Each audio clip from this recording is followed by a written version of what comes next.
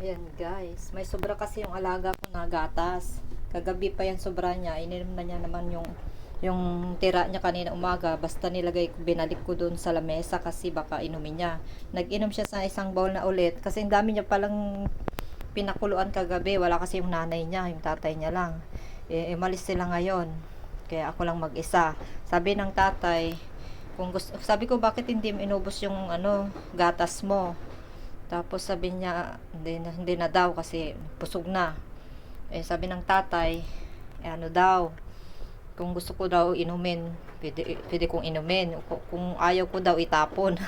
Sabi ko, baka pwede kong inumin. Sabi ko, I can drink sir. Sabi ko, ay sa itapon. Nakakahinayang. Kaya, may gatas man ako dyan. Yung ito, paubos na nga to yung gatas ko na, yan yung evap. Pinanggatas ko yan sa macaroni, saka spaghetti. Kaya ito guys, ayan, nakalimutan. Sabi ko nakalimutan ko na yata gumawa ng photo. Tingin-tingin ako doon sa yung sukat niya, pero hindi ko talaga sinunod ng maayos kasi hindi ko talaga sinunod lahat kasi konti lang yung aray-arena ko.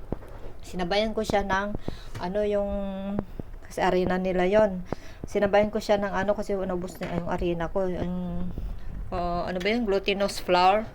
Ayan, ang lambot pala. Ngayon ko lang nalaman na maganda pala yung sabayin mo siya ng glutinous flour kasi malambot siya guys. Dati kasi sinasala ko siya kasi para malambot, parang Goldilocks. Ngayon, ito na siya. Nakatikim na ako ng isa. Ang sarap guys, malambot kasi yung glutinous kasi hindi ko naman pwedeng ubusin yung Marami naman silang flour. Bibili pa lang sana ako ng flour. Pero ubusin ko yung glutinous rice ko, sabi ko. Kaya ito. Ayan, may pangkape na ako. Tapos bukas, magbabaon ako pangkape namin ng kaibigan ko. Meron pa. Dagdag ako ng dagdag kasi yung glutinous talaga. Ilang beses na ako naggawa dito sa bahay ng amo ko. Naubos ang oras ko sa tinago ko na kasi ito kasi wala na akong balak maggawa kasi palpak yung ginagawa kong una kasi glutinous nga yung nabibili ko. Kailangan pala mas marami yung flour. Saka yung tubig, yung milk niya. Dagdag ako ng dagdag. Kaya yun, buti na lang na-control ko din. Para kasi pag ginalo mo siya, malalaman mo yan pag sticky siya, basa o hindi. Kapag sanay ka na dun sa Pilipinas. Dati ako nagluluto ng paninda ko sa Pilipinas, guys. Kaya ito, buti na lang. Tuwang-tuwa ako kasi kanina, bigla ko na siyang inalis tapos tumulo siya, ginanon ko, tumulo dun sa likod niya. Ano ba yan? Hindi pa luto, binalik ko na naman. Ayan, ito na guys, kaya tamtaman yung yung 8 minutes to 10 minutes. Kasi lang, konti lang itong nabili kong ganito. Ay, hindi. Binili ko pala sa Pilipinas to, ginagamit ko na sa paninda ko, kaso lang konti lang yung dinala ko sa Manila, gumawa na naman ako sa Manila. Marami akong ganito guys, yung cups. Meron naman na nabibili dyan, nakita ko kahapon, pero siya yung yung goma, yung nalapit goma siya, flexible. Pero try ko bumili next time, pero $20 yun, ewan ko kung ilang peraso yun, maka 12 pieces lang. Ayan, okay na guys, masarap.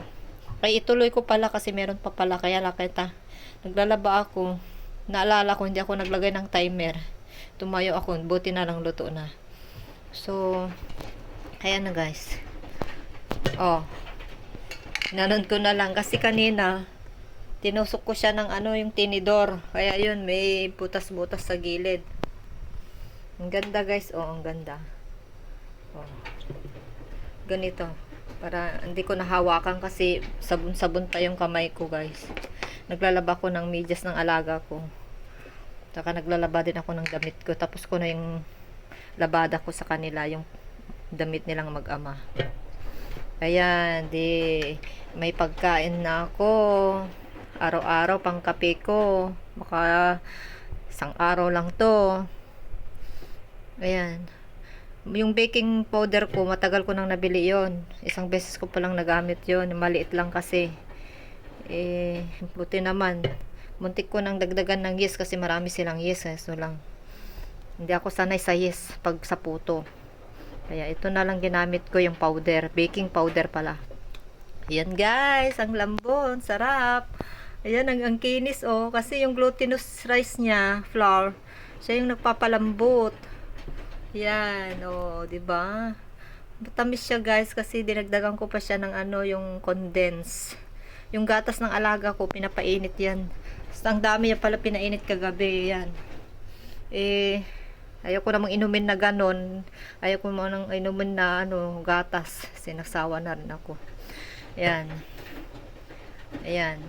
Ayan guys. Malinis naman yung kamay ko. Hindi ko naman to. Sa akin naman to. Okay lang. Ituloy ko pala. May tubig pa. Ang dami ko na pala nagawa. Ano to?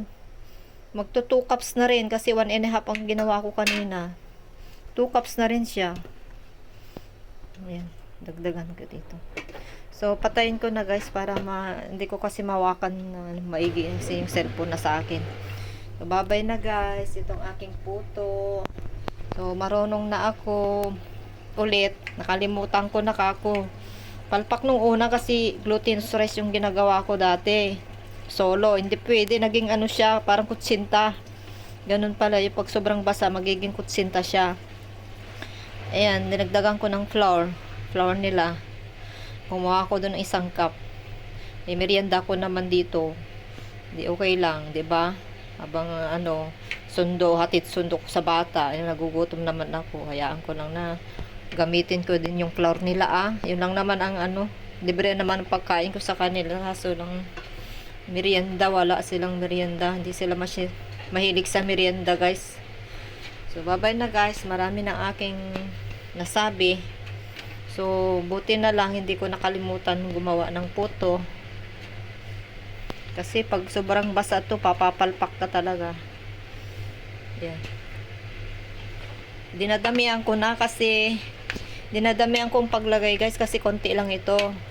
Sineksakto ko lang yung binilang ko na rice cooker sa Manila, sa amin sa rice cooker sa bahay. 7 lang kinuha ko. Pero itong palayok nila marami pala makarga. Eh di 7, kahit 10 na ito pwede. Pero para sa akin lang to, tama lang to. Doble-doble na lang magluto. Pero kung may time ako, makabili ako ng dagdag para isang salang na lang. Pag gusto kong gumawa ng salang, di pang merienda maghapon. Yan, gawin ko na lang 8 minutes yung aking vlog. 7.51 na. Salamat sa panonood. Bye-bye na guys. Bye-bye na guys. Itong aking merienda.